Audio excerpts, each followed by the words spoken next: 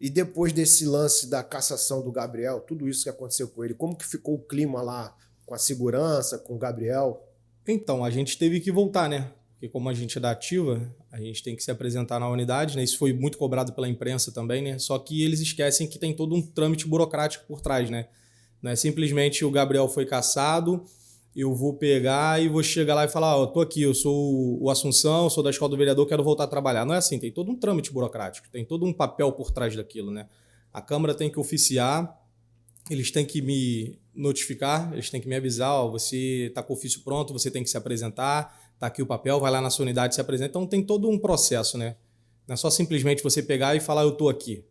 Então eu dependia da Câmara fazer o ofício, informar a gente que o ofício já estaria pronto, a gente pega esse ofício, iria para a DGP, se apresenta na DGP e a DGP vê para onde a gente vai, né? O nosso destino. Então tem todo esse trâmite burocrático, né? E a imprensa martelando, né? Passando em televisão aí, cobrando, cadê a escolta do vereador que não se apresentou e botando a gente, entre aspas, contra a sociedade, né? Para os outros pensar, tá vendo? Tá lá, ó, tá usando a escolta, ainda não tava. A gente estava aguardando o processo legal para poder se apresentar, né? Porque eu sabia que ele tinha duas seguranças, né? Era uma segurança pela Câmara, né? Que são os policiais Sim, adidos lá, né? Adidos que fala, né? assessores. Os assessores, né? E tem os policiais que ele paga por fora que continuam trabalhando com ele até hoje, né? Aí eu já não sei porque eu saí, né? Então, Sim. tipo assim, eu era daquela parte cedido, né? Aí tem os assessores que trabalham para ele, aí isso aí varia muito, questão de prestação de serviço. E tinha a minha parte que era oficialmente escolta, né? Garantize ela pela integridade física do vereador, do ex-vereador, né? E a gente viu também, você saiu em todos os jornais por algumas questões polêmicas que rolou com o Gabriel nesse último período. Primeiro, você foi testemunha de defesa dele, né? Sim. Como que foi o testemunho lá? Como que foi a audiência? Como que foi lá? Porque comigo foi sinistro. Foi 2 horas ali debatendo com os caras querendo atribuir a gente algumas falhas que Não, eram sim. dele, ou algumas atitudes que eram dele. Não sei nem se eles vão condenar se é certo ou se é errado, mas algumas atitudes que eram dele. Sabe qual é o engraçado disso tudo, quando eu tive ali no Conselho de Ética? Foi o seguinte, que a pessoa que ofertou a denúncia primeiro, as defesas parece que pouco importa, né? Se você não falar aquilo que eles querem ouvir, vamos botar assim, relacionado ao que foi imputado, né, da acusação dele, é como se não tivesse muita serventia. Tanto que depois do meu depoimento que eles foram dar a coletiva de imprensa, né, eles falaram que o meu depoimento não agregou muito. Mas não agregou porque eu não falei aquilo que eles queriam, né? Eles queriam ouvir. Porque de fato não foi a verdade, entende? Eu estava presente no dia, eu presenciei a situação e era tudo contrário daquilo que estava sendo me perguntado. Então o meu depoimento não demorou tanto, eu acho que demorou uns 30 minutos no máximo, porque eu sou objetivo. Não curto e grosso, né? Mas bem objetivo naquilo que foi perguntado, né? Porque eu não tinha muito para onde correr, entende? Mas aí, como foi opção do pessoal de lá oferecer um tipo de denúncia que eu acho que foi um pouco maldosa, né? Porque não foi aquilo, eu estava presente. Mas graças a Deus, eu acho que ele vai tirar pelo menos essa parte aí, né? A situação que você está falando é aquele último caso do policial Foligno, né? Que empurrou o morador de rua. Não, esse daí, no caso, foi referente à antiga assessora dele, né? Não sei nem se foi assessora, não sei se ela ficou pelo gabinete ou não, né? Tá.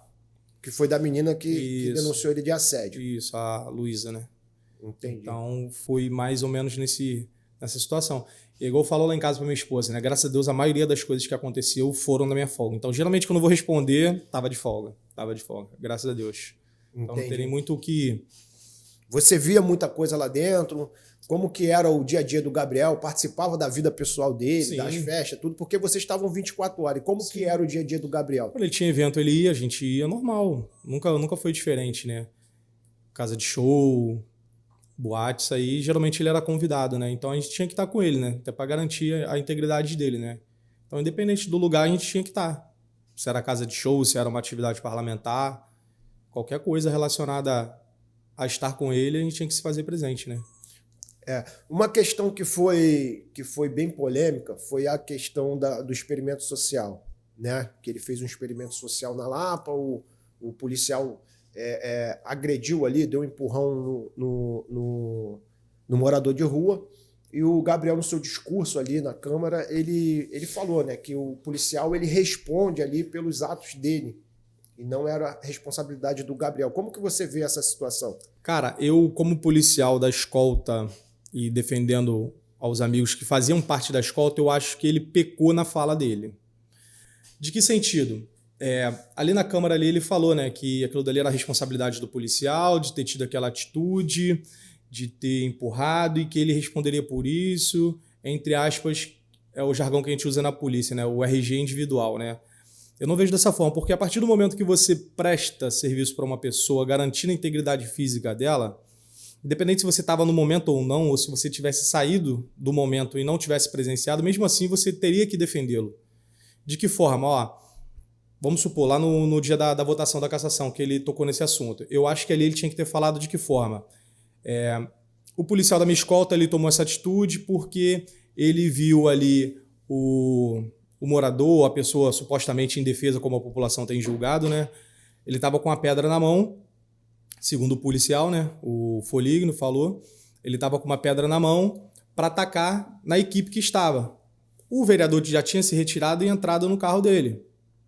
Entendeu? Então, se ele teve essa atitude, foi para resguardar a vida e a integridade física dos membros da equipe, dele próprio e do próprio vereador. Sim. Então, eu acho que ele tinha que ter se colocado de que forma? Ó, o policial trabalha na minha escolta, ele tem que zelar pela minha vida e pela vida dos demais que estavam ali presentes.